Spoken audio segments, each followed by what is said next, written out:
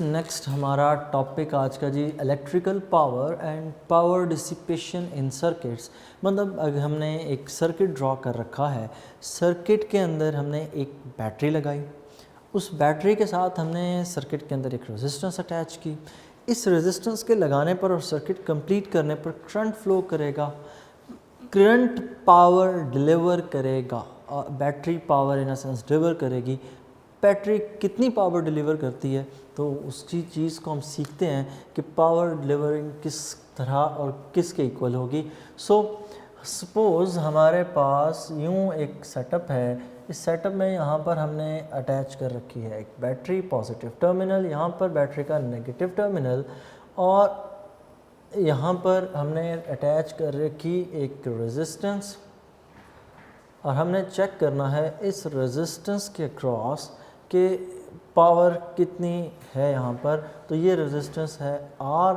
So current flow करेगा battery के positive terminal से बैटरी के नेगेटिव टर्मिनल में रेजिस्टेंस R से होता हुआ, और बैटरी इस दौरान पावर सप्लाई करेगी। कितनी पावर सप्लाई करेगी, लेट्स स्टार्ट। तो हमने ये बात पढ़ रखी है, पावर का फॉर्मूला होता है power is equal to work divided by time. ठीक है, rate of doing work is called power. Work के लिए अगर हम लोग फार्मूला लिखें तो वर्क के लिए हमने इलेक्ट्रिकल वर्क में फार्मूला पढ़ा था W is equals to Q V. इस फार्मूले की बेसिक्स ये थी, हमने कहा था V is equal to W over Q। Cross multiplication करें तो W is equal to Q V. Blue वाली इक्वेशन में हम इस वैल्यू को रिप्लेस करें, वैल्यू को रिप्लेस करने के बाद हमें ये फार्मूला कुछ यूँ मिलता है क्यू वी ओवर टी। यहाँ पे Q charge, V potential difference, I यहाँ पर करंट, और R यहाँ पर क्या चीज़ है, रेजिस्टेंस, और T क्या चीज़ है, टाइम। कितनी देर करंट यहाँ पर फ्लो करता रहा, ये वो टाइम है। नेक्स्ट यहाँ पर Q ओवर T, ये करंट के इक्वल होता है। हमने पढ़ रखी है ये बात, I is equals to Q over T as I is equals to Q over C, therefore we can say that P is equals to IV। ये है वो पावर जो सप्लाई करेगी बैटरी। मतलब जब बैटरी पावर सप्लाई करती है, it is equal to current into potential difference. Next चीज़ आ जाती है डिसिपेशन। वर्ड डिसिपेट का मतलब होता है खर्च करना, यूटिलाइज करना। और याद रखिएगा law of conservation of energy ये बात स्टेट करता है कि energy can neither be created not be destroyed but it can be transform from one form to another. कि एनर्जी ना तो आप क्रिएट कर सकते हैं ना हम डिस्ट्रॉय कर सकते हैं, लेकिन इसे एक सूरत से दूसरी शक्ल में तब्दील किया जा सकता है। तो डिसिपेट का मतलब है कि वही जो पावर बैटरी सप्लाई की गई करेगी उसी हम पावर को आगे खर्च करेंगे, यूटिलाइज करेंगे। तो कितना सर्किट यूटिलाइज करेगा, तो law of conservation of energy के मुताबिक जितनी पावर डिलीवर होगी उतनी ही पावर डिसिपेट कर दी जाएगी। So it will be equal to I into V. So ये हो गया हमारे पास एक और फार्मूला। अगर हम चाहें तो इसको दूसरे फार्मूलाज में कन्वर्ट किया जा सकता है। एज वी नो कि वोल्टेज इक्वल होता है according to Ohm's law, voltage is equals to I R, V is equals to I R. अगर इस चीज़ को हम इस इक्वेशन में पुट कर दें, so we can say that P is equals to I into V की जगह रिप्लेस हो जाएगा I into R. So here we can say that power is equals to I square into R. Next चीज़ यहाँ पर हमने इस फार्मूले को मज़ीद चाहें तो चेंज कर सकते हैं। ये पावर का दूसरा फार्मूला हो गया इन terms of current and resistance, in terms of current and the voltage. ठीक हो गया। और लास्ट वाला फार्मूला एज वी नो, हम इसको भी रिप्लेस कर देंगे, इस करंट और रेजिस्टेंस को भी हम चेंज कर देंगे। As we know V is equals to IR, so we can say that I is equals to V over R। और I को अगर यहाँ पर पुट करें तो हमारे पास वो ब्लू इक्वेशन कुछ यूँ हो जाती है, P is equals to I यहाँ पर पुट करें V over R, V over R square into R। Next चीज़, इस स्क्वायर को ओपन करें सो हम ये कह सकते हैं P is equals to V square R over R square. ठीक है, हमने इस स्क्वायर को ओपन कर दिया, V square over R square, R square एक R cancel, so P is equals to V square over R।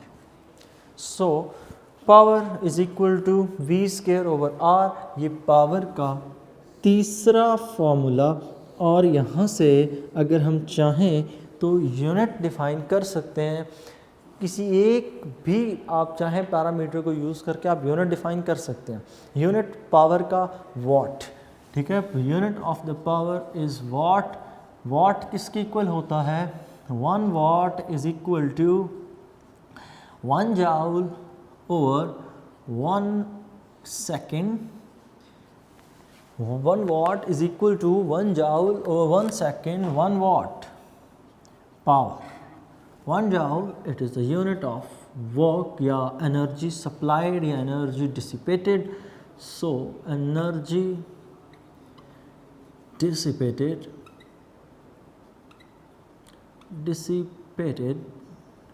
or 1 second, it is the unit of time.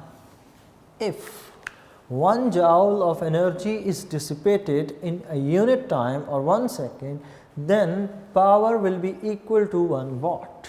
ठीक है, कि अगर 1 सेकेंड में 1 जाउल एनर्जी खर्च हो तो पावर 1 वाट के इक्वल होगी। If 1 joule of work is done in 1 second, या फिर if 1 joule of energy is dissipated in 1 second, then the power dissipated will be equal to 1 watt. यहाँ पर एक बात जहन में फिर रखिएगा, मैं रिपीट कर रहा हूँ, great energy can neither be created nor be destroyed. So जितनी पावर बैटरी डिलीवर करेगी उतनी ही पावर डिसिपेट भी होगी। तो नेक्स्ट इस टॉपिक का दूसरा हिस्सा आगे चले तो नेक्स्ट इसके बाद जो टॉपिक है that is EMF। Next topic हमारा है जी इलेक्ट्रोमोटिव फोर्स। हमारे यहाँ अक्सर ये गलती होती है कि EMF को बच्चे थोड़ा सा गलत समझते हैं कि इसमें यूनिट फोर्स, और फोर्स की वजह से उनका कॉन्सेप्ट थोड़ा सा ख़राब हो जाता है। वो ये समझ बैठते हैं कि EMF, तो ये F चूँकि फोर्स है, कंप्लीट नेम लिखें तो इट इज़ इलेक्ट्रोमोटिव फोर्स, और बीइंग अ फोर्स इसका यूनिट न्यूटन होना चाहिए। तो वो ये यहाँ पर गलती कर जाते हैं कि इसका यूनिट न्यूटन लिखाते हैं, गलत है वो। Electromotive force is not a force, in fact it is just like force but is not a force. अब इलेक्ट्रोमोटिव फोर्स को पढ़ने से पहले एक बैटरी का कॉन्सेप्ट है वो मैं आपको समझा दूँ कि जब हम किसी सेल या बैटरी को डिज़ाइन करते हैं तो हम सेल या बैटरी के अंदर सबसे पहले फिल करते हैं कोई ना कोई केमिकल। वो केमिकल्स आपस में रिएक्ट करते हैं। जब आप कोई सर्किट कंप्लीट करते हैं तो सर्किट कंप्लीट करने पर वो केमिकल्स आपस में रिएक्ट करते हैं। केमिकल्स जब आपस में रिएक्ट करते हैं तो इसके नतीजे में एक रिएक्शन होता है। That reaction is called electrochemical reaction. That reaction is called electrochemical reaction. What is electrochemical reaction? Electrochemical reaction एक ऐसा reaction है जिसमें chemical energy changes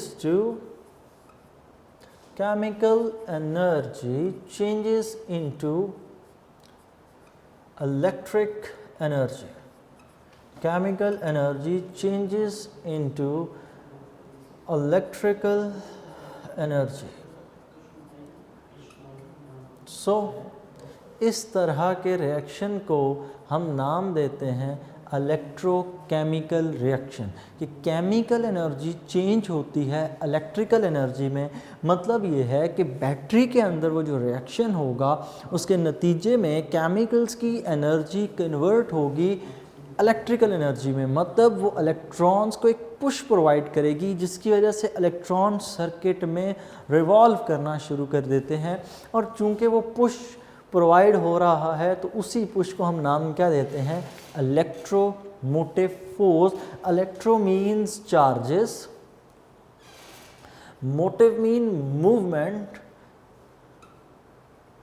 मूवमेंट और force it's a push. So charges को मूव करने के लिए जो पुश प्रोवाइड कर रहा है, and who provides it, it is the battery which provides that push. तो उसकी वजह से इलेक्ट्रॉन सर्किट के अंदर मूव करते हैं। That push is basically called electromotive force. अब यहाँ पर मैं सेल की डायग्राम या बैटरी की डायग्राम आपके लिए ड्रॉ करता हूँ ताकि ये कॉन्सेप्ट कंप्लीट हो सके। सो ये हमने ड्रॉ कर दिया एक सेल,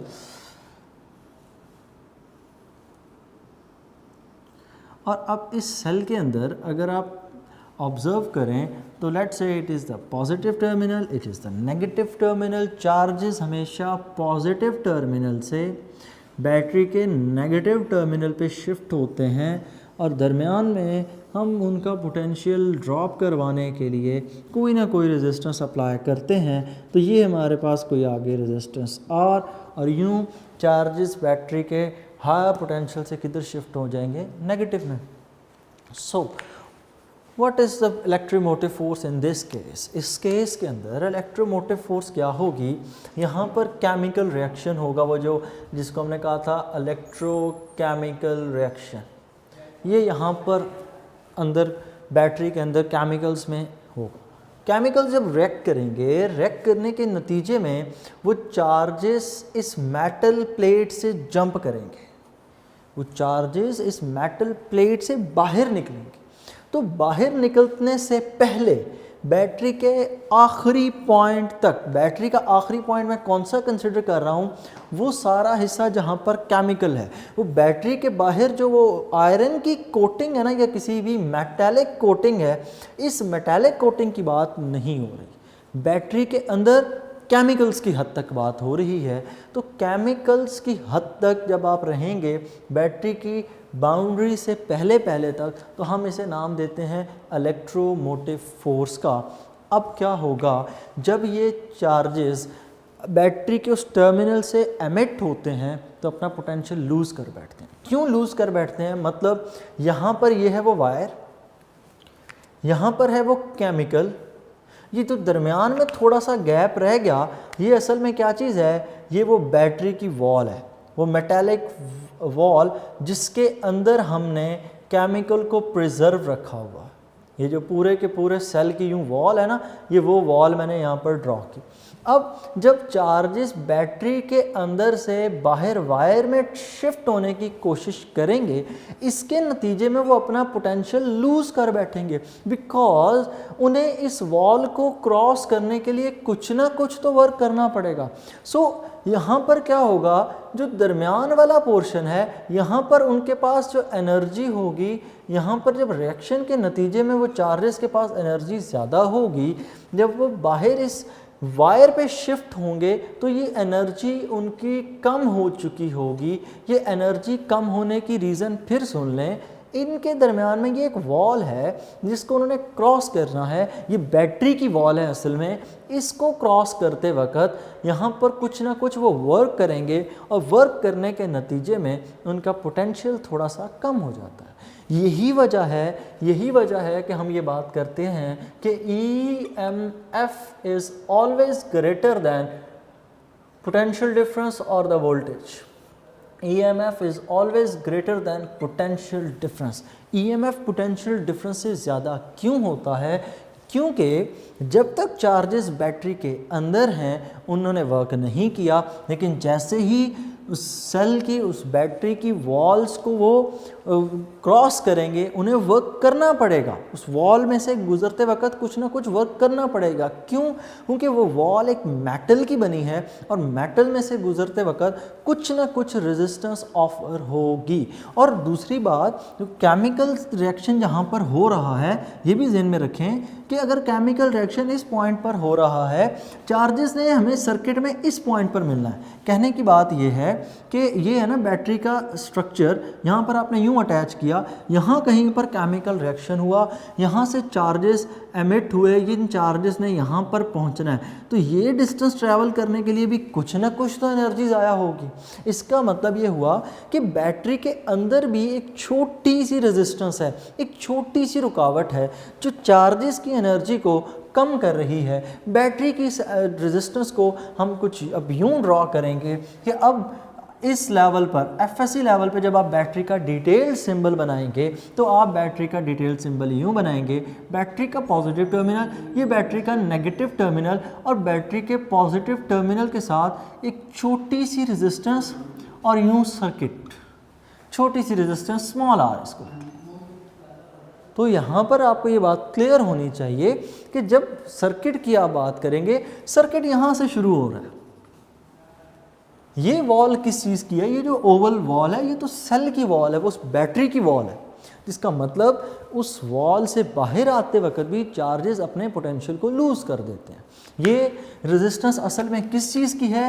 ये रेजिस्टेंस वो जो केमिकल आपने फिल कर रखा है उसकी भी है, साथ जो बैटरी की वॉल है, इन दोनों की वो रेजिस्टेंस है। क्योंकि केमिकल में से भी गुजरते वक्त इलेक्ट्रॉन्स को या चार्जेस को कुछ ना कुछ तो वर्क करना पड़ेगा।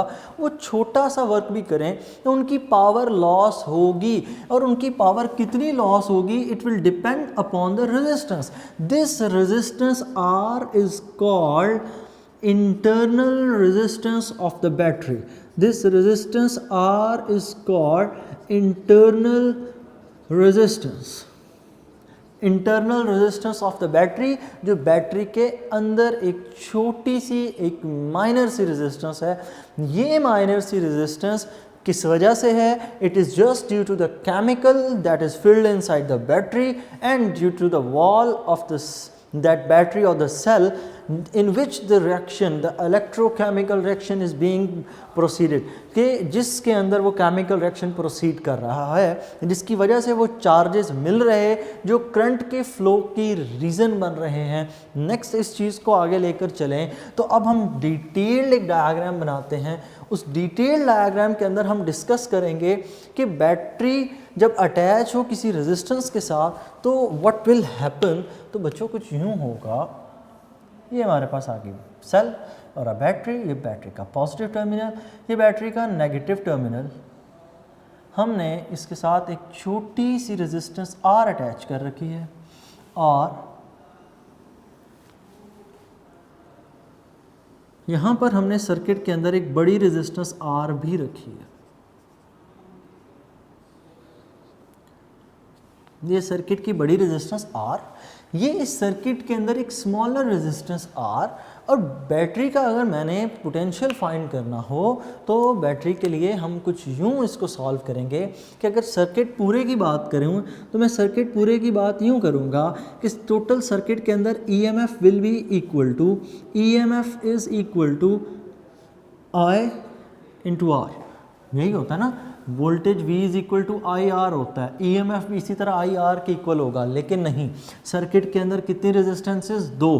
तो मैं इसको यूँ लिखूँगा I into R plus R. Circuit के अंदर कितनी रेजिस्टेंसेस हैं? दो रेजिस्टेंसेस हैं, I into R plus R. इस चीज़ की सिग्निफिकेंस यहाँ से भी याद रखें कि R प्लस आर हमने क्यों लिखा, because it is a series circuit and in series circuit resistance is simply added. जिस तरह हमने प्रीवियस ये बात की हुई है कि RE equivalence resistance in the series combination is equal to R1 plus R2 plus R3 and so on. So अगर हम इनको मल्टीप्लाई करें तो E is equals to I into R plus I into R. Simple. और ये है EMF की वाली वैल्यू। अगर EMF की बात मैं करूं तो EMF is greater than voltage. यहाँ से मैं बड़ी क्लियर कट ये बात कह सकता हूँ कि EMF हमेशा वोल्टेज से ज़्यादा होता है। क्यों ज़्यादा होता है? तो यहाँ पर हम ये लिख सकते हैं IR किसके इक्वल होगा? It is the voltage of the circuit V plus I into R। इस बात का मतलब क्या हुआ? EMF is equal to voltage plus IR, मतलब वोल्टेज में ये फैक्टर ऐड हो तब जाके EMF के इक्वल होगा। वोल्टेज में ये IR का फैक्टर ऐड हो then it is equal to EMF। It means that E is always greater than voltage, EMF is always greater than potential difference. जो मैंने पहले ही आपको समझा दी थी बात डायग्राम से, उसको अब हमने प्रूफ कर दिया। नेक्स्ट चीज़, इस फॉर्मूले को आप V की सेंसेस में लिखना चाहें तो यही formula in terms of potential difference will be equal to E minus IR। Next, एक मरतबा फिर से वो डिस्कस करें why potential difference is less than EMF। यहाँ पर एक शॉर्ट क्वेश्चन अपने पास लिखेगा, why EMF is always greater than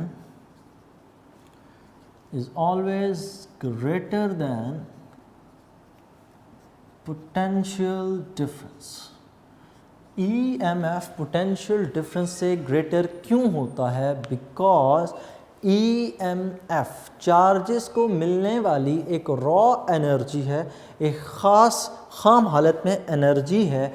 अब ये एनर्जी जब तक बैटरी के अंदर हैं चार्जेस तब तक हम इसे नाम देते हैं EMF का, लेकिन जब ये चार्जेस बैटरी से बाहर आ जाते हैं तब हम इसे नाम दे देते हैं वोल्टेज का। इनसाइड द बैटरी की बात कर रहे हैं, इनसाइड द बैटरी, तो हम इसे नाम देंगे EMF।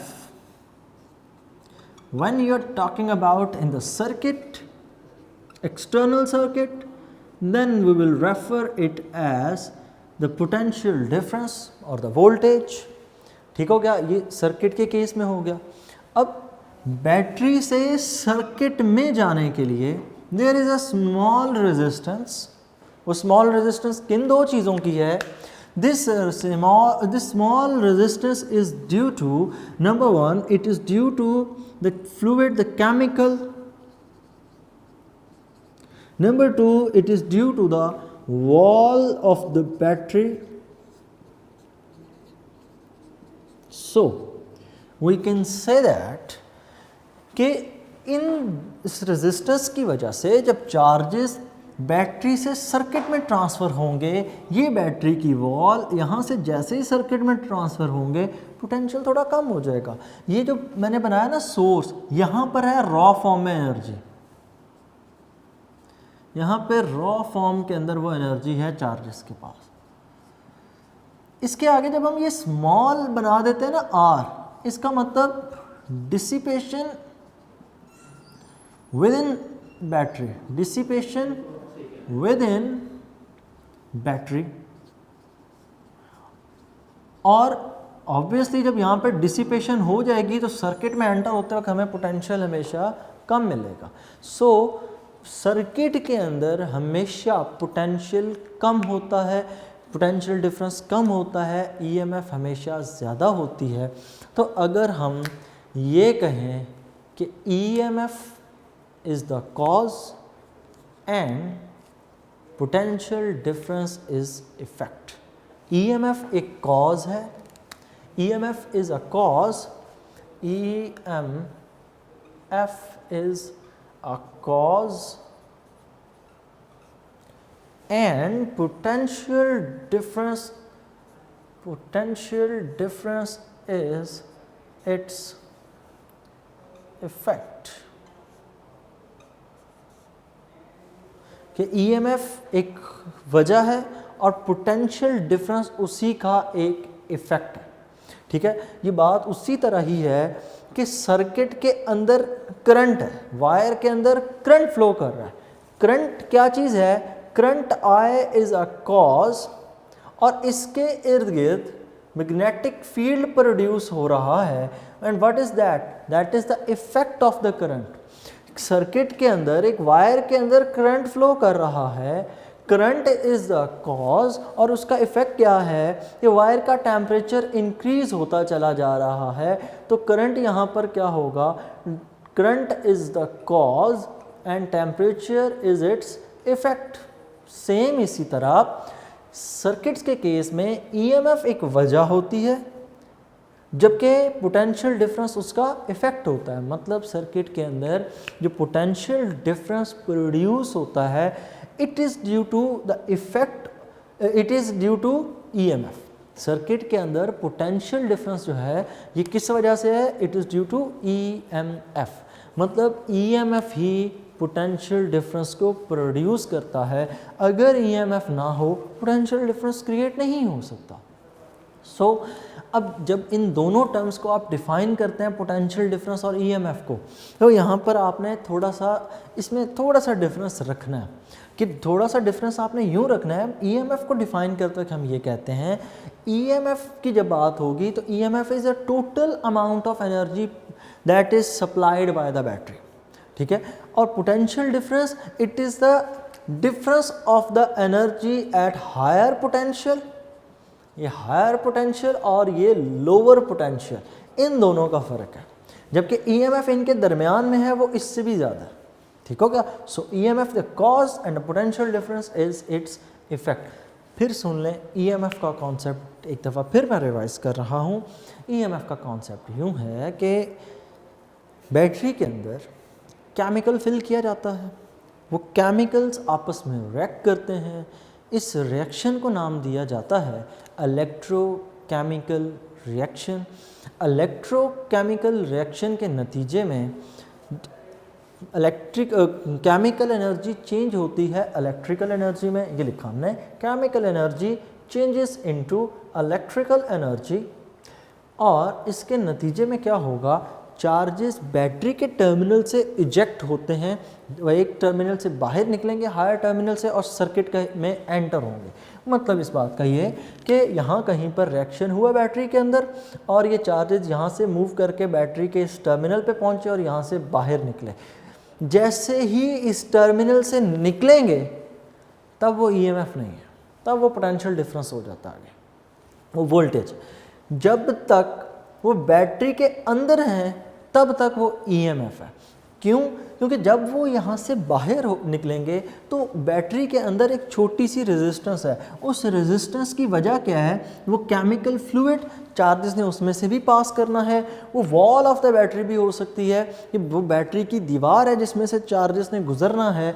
तो इस दौरान चार्जेस अपना पोटेंशियल लूज़ कर देते हैं, और चार्जेस जब अपना पोटेंशियल लूज़ कर देते हैं, लूज़ करने के नतीजे में अब उनके पास उतनी एनर्जी नहीं रही जितनी बैटरी ने सप्लाई की। तो जैसे ही वो बैटरी से बाहर निकले, हमने उन्हें पोटेंशियल डिफरेंस कर दिया, उस एनर्जी का नाम जो उनके पास रह गई। जबकि जब तक वो बैटरी के अंदर थे तब तक हमने उसे नाम दिया ईएमएफ। और ईएमएफ को मेजर करना हो तो ईएमएफ को मेजर करने के लिए हम वोल्ट मीटर ही यूज़ करते हैं, but in case of EMF we use it in series combination, while in case of potential difference हम इसको मेजर करते हैं पैरेलल कॉम्बिनेशन के अंदर। So EMF is equal to E is equal to I into R plus R। Next चीज़ अगर हम यहाँ से ये देखें कि वोल्टेज के केस में और EMF के केस में करंट की वैल्यू, करंट अगर हम यहाँ से लिखना चाहें करंट का फार्मूला, तो करंट का फार्मूला यहाँ से E के केस में कुछ यूँ आप लिख सकते हैं, I is equals to E over R plus R। ठीक होगा कि internal resistance I is equal to E over R plus R। Next अब हमारा काम ये कि अब हम ये चेक करते हैं कि कैसे हम कोशिश करके करंट की वैल्यू को बढ़ा दें। क्यों? क्योंकि अगर बैटरी की इस रेजिस्टेंस ने ये ज़्यादा हुई ना तो करंट की वैल्यू बहुत कम रह जाएगी। डिनोमिनेटर आप बढ़ाते चले जा रहे हैं तो ऑब्वियसली करंट की वैल्यू क्या हो जाएगी, कम। तो उस चीज़ को भी हमने कंट्रोल करना होता है। तो उसके लिए हम कोशिश ये करते हैं कि जब बैटरी डिज़ाइन की जाए तो बैटरी डिज़ाइन करते वक्त हम कोशिश ये करते हैं कि कम से कम रेजिस्टेंस की वैल्यू हो। ठीक है। देखो अगर कम से कम वैल्यू होगी तब हमारे लिए ज़्यादा बेहतर होगा। और अगर जिस तरह हमने वोल्टेज के लिए फार्मूला लिखा था V is equal to E और ये IR उधर शिफ्ट कर दें -IR, तो वोल्टेज हमारे पास बहुत कम रह जाता है। क्यों? क्योंकि IR जब बढ़ेगी ये रेजिस्टेंस की वैल्यू तो वोल्टेज की वैल्यू उसी तरह कम होती जाएगी। And if in the circuit R is equals to R, then voltage will be equals to 0। अगर R और R आपस में इक्वल हो जाएं तो वोल्टेज 0 हो जाता है। सर्किट में जब करंट फ्लो करने की सिचुएशन है वो ख़त्म हो जाती है, ठीक है। क्योंकि R के इक्वल हो जाए तो you can say that the current will be equal to 0, ठीक है। तो सर्किट में करंट फ्लो नहीं करता। सो इसलिए हमारी ये कोशिश होती है कि हम सर्किट के अंदर EMF की वैल्यू, R की वैल्यू को कम रखें। स्मॉल r जो बैटरी के अंदर हो वो कम ही होता है, और इस स्मॉल r के लिए हमने नाम रखा था इंटरनल रेजिस्टेंस। सो ये आपका टॉपिक था इलेक्ट्रोमोटिव फोर्स। इसका यूनिट, तो यूनिट किसी सूरत न्यूटन नहीं है। इसको डिफाइन करने के लिए आपने फार्मूला लिखा था E is equal to I into R, current into resistance. So इसके लिए formula V is equals to EMF is equals to, इसका जो प्योर फॉर्म में फार्मूला होना चाहिए that should be energy over charge, ठीक हो गया ना। EMF के लिए जो प्योर फॉर्म में फार्मूला है that is energy per unit charge, के यूनिट चार्ज को बैटरी जितनी एनर्जी सप्लाई करती है that is called EMF। So energy का यूनिट जाउल, चार्ज का यूनिट कूलम, सो EMF का यूनिट हो गया जाउल पर कूलम, और जाउल पर coulomb is equals two volt. Same यही यूनिट पोटेंशियल डिफरेंस का भी है, लेकिन हम पोटेंशियल डिफरेंस के यूनिट को एज सच यहाँ पर, वो भी वोल्ट है लेकिन पोटेंशियल डिफरेंस कम होता है, EMF की वैल्यू हमेशा ज़्यादा होती है। EMF की वैल्यू क्यों ज़्यादा है? तो उसकी रीज़न ये है कि पोटेंशियल डिफरेंस को प्रोड्यूस करने वाली चीज़ EMF है, कि पोटेंशियल डिफरेंस तब तक सर्किट में क्रिएट नहीं होता जब तक EMF ना हो। EMF होगी तो सर्किट के अंदर पोटेंशियल डिफरेंस क्रिएट होता है। अगर EMF ना हो सर्किट के अंदर पोटेंशियल डिफरेंस क्रिएट नहीं होता। So EMF is much more important thing as compare to resistance, as compare to potential difference. Next अब हम इस टॉपिक में जो दूसरे हिस्से में नेक्स्ट हम डिस्कस करेंगे तो उसमें हम ये डिस्कस करेंगे कि किस तरह हम मैक्सिमम पावर आउटपुट गेन कर सकते हैं, मतलब हम सर्किट के अंदर किस तरह से चेंजेस करें कि हमें सर्किट से मिलने वाले जो रिजल्ट्स हों वो मैक्सिमम से मैक्सिमम हो, ठीक है। इस टॉपिक को जहन में रखिएगा। इस टॉपिक को के अंदर इम्पॉर्टेंट चीज़ें बिल्कुल उसी तरह यहाँ पर अगर लॉन्ग क्वेश्चन के तौर पर तो पूछा जाता है, बोर्ड पॉइंट ऑफ व्यू से ये टॉपिक भी लॉन्ग क्वेश्चन के तौर पर पूछा जाता है।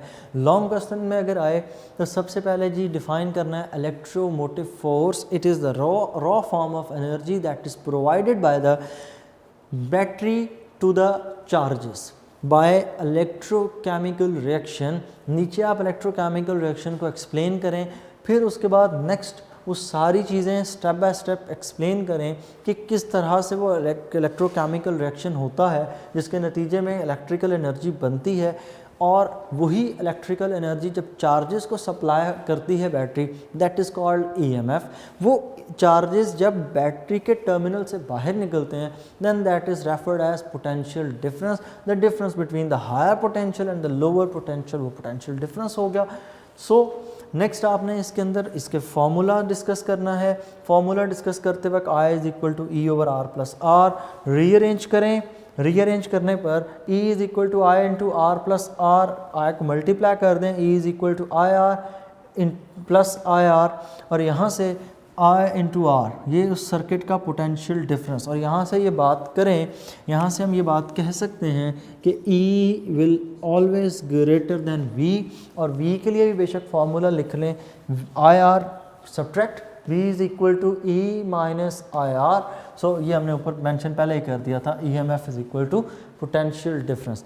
फिर वो शॉर्ट क्वेश्चन वहाँ पर जी वाई EMF इज़, ये हेडिंग दें, EMF is always greater than potential difference because EMF is the cause while potential difference is its effect. So नीचे आप एक्सप्लेन करें कि EMF तब तक है जब तक चार्जेस बैटरी के अंदर हैं। पोटेंशियल डिफरेंस का कॉन्सेप्ट तब डेवलप होता है जब चार्जेस बैटरी से निकल के टर्मिनल्स पे पहुंच जाते हैं। हायर और लोअर टर्मिनल का जो डिफरेंस है that is termed as potential difference, while when the real the raw amount of energy that is supplied by battery to the charges is called EMF।